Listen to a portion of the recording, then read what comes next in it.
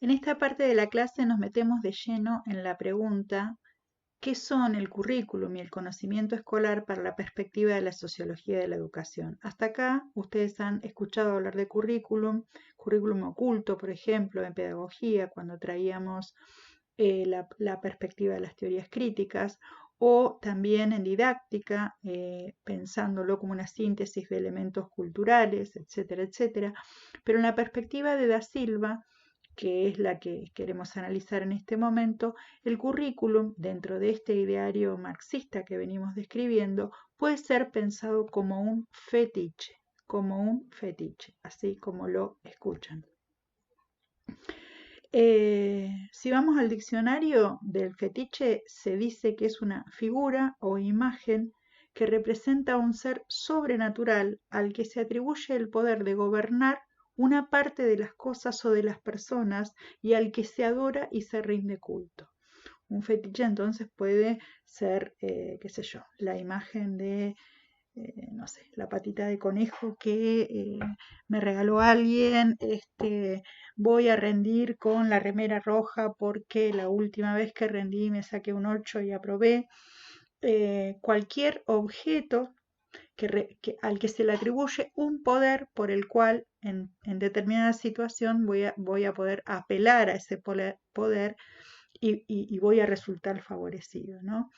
Eh, Aunque nos parezca extraño, el diseño curricular, los currículum, pueden asumir este poder reduciendo el lugar de pensamiento y el lugar de producción del docente. Puede sobreimponerse ese texto, comillas, muerto, sobre la autonomía del docente para decidir qué enseñar. En este sentido también, este autor nos ayuda a pensar el diseño curricular como una mercancía, como este objeto que se nos presenta allí desprovisto de las relaciones que lo produjeron.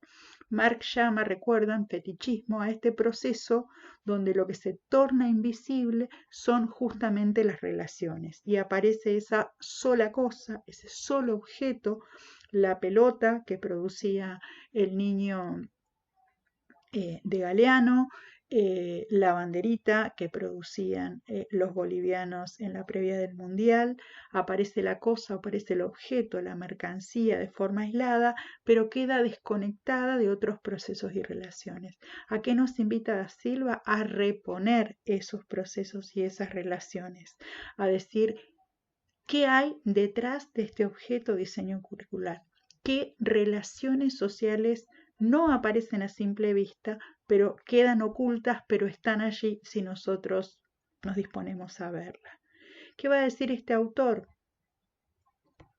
Una perspectiva pedagógica crítica que debería permitirnos interrumpir este proceso de fetichización. Este proceso se instala en nuestro sentido común, tornando visibles las conexiones entre esta apariencia fetichizada y las relaciones sociales que ella esconde. El sentido común no nos permite ver aquello que está detrás de la producción de un currículum, es decir, detrás de la selección de determinado tipo de conocimiento. Con mucha más claridad, uy, me equivoqué, avanzando en el texto, el autor dice: el conocimiento y el currículum deben ser vistos como el resultado, como producto de relaciones sociales. No son cosas como los contenidos. ¿Qué voy a enseñar? Múltiplos del 4. No son cosas, ¿cómo se llama esto? El ciclo del agua. Como el sentido común nos conduce a creer. Siempre dentro del conocimiento y el currículum se corporizan, toman cuerpo relaciones sociales, dice este autor. La educación y el currículo, en tanto instituciones, no pueden separarse de estas articulaciones que tiene el conocimiento con las relaciones de clase, género, raza y con las relaciones globales entre naciones. Sería como poner, así como pusimos el texto mano de obra en el centro de una red de relaciones, sería como el mismo trabajo que estaríamos haciendo ahora poner no el texto de Galeno, sino un currículum y hacer una red de múltiples conexiones, ejercitar el pensamiento conectivo hacia dónde nos lleva lo que hay detrás del diseño curricular. Los hechos sociales, dice el autor, no pueden ser vistos de forma aislada. ¿Por qué? Porque el privilegio y el confort de ciertos individuos, grupos y naciones está indisociablemente unido a la privación y al sufrimiento de otros individuos, otros grupos y otras naciones. Vaya si, por ejemplo, los mapuches saben de esto. Acá vamos, por ejemplo, a un texto que viene, es un texto de 1960. Yo nací en esa década, así que es un texto que tal vez podría haber caído a mis manos o estado en una biblioteca domiciliaria familiar. Después les voy a ampliar un poquito algunas imágenes, pero en el pie de página de las ilustraciones se lee, perdón, el título dice, me cuesta verlo porque justo está marcando los contenidos. Enfermedades y trastornos de la vida conyugal. Estás casado y vos querés saber a qué atribuir las enfermedades o los trastornos que tiene tu pareja. Y fíjense esta pregunta. ¿Tiene usted algunas características poco femeninas? En esta lámina ilustramos las características masculinas que con más frecuencia se mezclan en las mujeres y que en muchos casos revelan un trastorno que puede curarse. La voz de la ciencia, hablando de un trastorno e indicándonos cómo curarnos del exceso o de la escasez de feminidad, digamos. Si una mujer presenta una frente amplia y con entradas, cejas gruesas, cabello corto, cara angulosa, mucho pelo en la cara y tiene marcada la nuez, por ejemplo, sería un rasgo que puede curarse, ¿sí? Un trastorno, ¿sí? Y fíjense otro trastorno de las mujeres, que tengamos poca afición a los quehaceres domésticos. Entonces, cuando la escuela transmite dentro del diseño curricular ejemplo en primer grado de la familia y a lo mejor presenta alguna ilustración similar a esta, lo está presentando en clave, tiene un aval científico para decir que esta mujer tiene un trastorno si no le gusta hacer los quehaceres domésticos, ¿sí? Y entonces, por eso decimos que no hay neutralidad en la selección de contenidos que transmitimos. Un ejemplo que viene del lado de la geografía. Quizás nuestros ojos estén acostumbrados a ver esta representación del territorio. De hecho, viene en Wikipedia y ustedes saben que Wikipedia nos presenta al mundo, por lo menos le presenta al mundo a las generaciones actuales. Les voy a ir haciendo un cambio de diapositiva y les pediría, por ejemplo, que presten atención en Australia, por ejemplo. Mírenla y voy a cambiar, esta es la de Wikipedia, cambio ahora otro tipo de proyección, Gall-Peters, realmente no sé si se dice así, fíjense el cambio de tamaño, no sé si lo advierten, ¿sí? Bueno, hay muchos análisis respecto de que esta imagen, que es la que gobierna el currículum y los manuales escolares, tiene la pretensión de ubicar a Europa en el centro del mundo, digamos, lo cual, si se optara por otro tipo de representación, no mostraría en absoluto esta disponibilidad y tendría mucha más centralidad, por ejemplo, el continente africano y el continente americano. Yendo a versiones mucho más recientes, podríamos decir, por ejemplo, en el 2018, esta es una nota de página 12 donde denuncia que un manual escolar incorpora dentro de sus páginas, estamos hablando de un manual para sexto grado, hace unas referencias, digamos, elogiosas en torno a este presidente, ¿sí? ¿Qué va a decir Da Silva? Que necesitamos entender el currículum como un territorio colonizado, no es un territorio virgen, no es el territorio, no es una foto de la realidad, ¿sí? Es un territorio de disputa donde un poder se sobreimpone en relación a otros.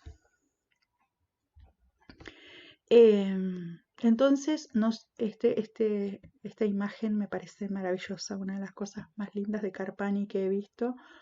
No estoy absolutamente segura del título de esta obra, creo que se llama Fundación de Buenos Aires, pero me parece que es muy interesante el juego que hace entre estar de este lado o estar de este lado, ¿no? Naturaleza, conquista, pueblos originarios, flora, faunas autóctonas, la cruz, la espada, el conquistador, ¿no? Entonces, frente a este escenario que no es solo el escenario de la Fundación de Buenos Aires, es también un escenario que se reitera frente a lo que la escuela considera valioso de enseñar.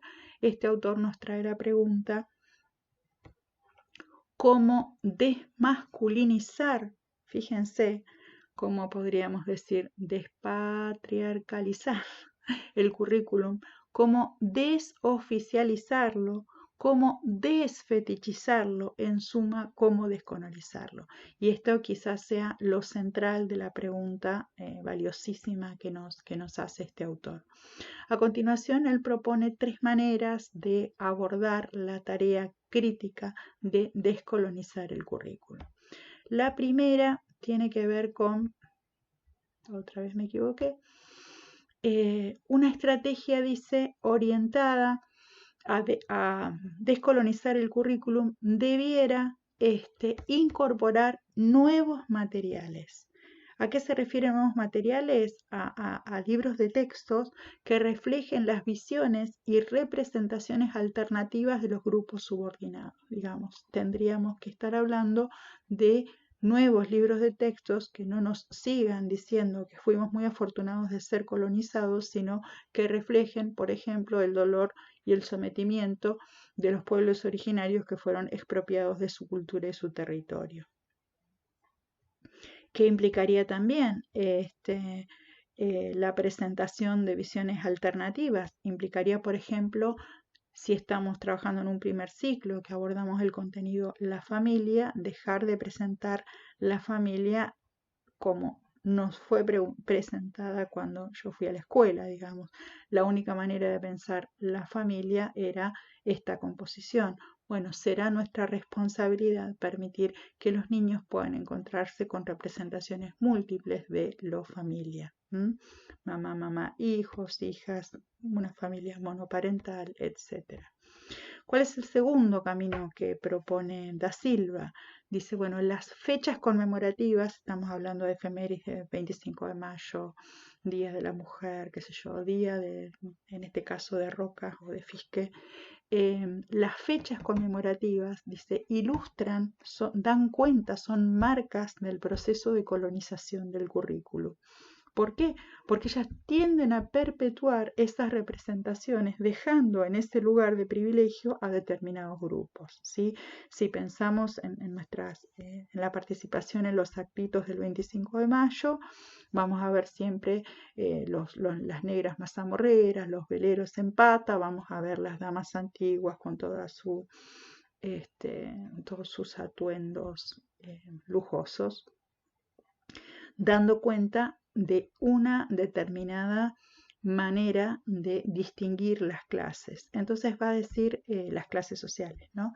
Va a decir este autor esas mismas fechas, pero abordadas de manera subversiva, o sea, moviendo el orden, su subversión podría ser representativa de una subversión más amplia del currículum y de la pedagogía existentes.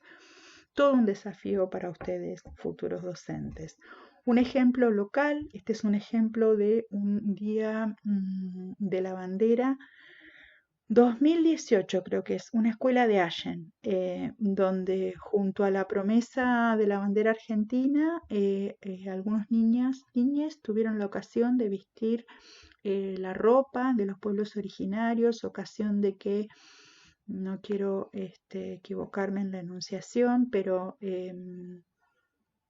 una referente, no me sale un nombre más específico, de la comunidad, de su pueblo originario, tuvo la ocasión de contar, de escribir dentro de ese acto público, social, comunitario, por qué su niña estaba vestida de determinada manera y a qué bandera le prometía en todo caso o tomaba esta promesa ceremonial. Tercer aspecto que nos deja Da Silva para pensar cómo descolonizar el currículum, asumiendo una pedagogía crítica, dice, debería centrarse también en las cuestiones, en los problemas de nuestro tiempo. SIDA, pobreza, alienación, drogas, machismo, violencia, odio, racismo, homofobia, sexismo, ganancia y destrucción ambiental, exclusión y represión. Este es un texto de los años 90, así que fíjense la vigencia. Un currículum crítico no puede dejar de lado las actuales preocupaciones y vivencias centrales de los niños y jóvenes. Y para terminar esta clase, les dejo la imagen de un cuaderno de primaria. Acá ven unos personas vestidas de verde, uniformadas. Acá ven un muchacho de pelo largo. Aquí al costado se lee Santiago Maldonado y una escritura, me animo a caracterizar, de primer ciclo. Título: Desaparición forzosa. Veo continuamente en la televisión que a Santiago se lo llevó Gendarmería. Con vida lo llevaron, con vida lo queremos. De alguna manera, este cuaderno de trabajo, más allá de que quizás no sería bien recibido en todos los hogares, en todos los grupos familiares, pero da cuenta del posicionamiento de un docente que entiende que más allá de que estemos con niños de 7, 8, 9 años, como quizás pueda tener el autor de este texto, es posible pensar la realidad críticamente, establecer relaciones, y bueno, cumplir este propósito de asumir una posición crítica desde nuestro lugar de enseñantes. Este sería entonces un poco el aporte de la mirada de la sociología de la educación. El currículum, el conocimiento escolar no son un objeto, no son cosas, sino empezar a pensarlos en clave de relaciones sociales. ¿Qué tipo de formas de dominación oculta el contenido escolar que voy a transmitir? Seguimos por acá. Que tengan buena semana.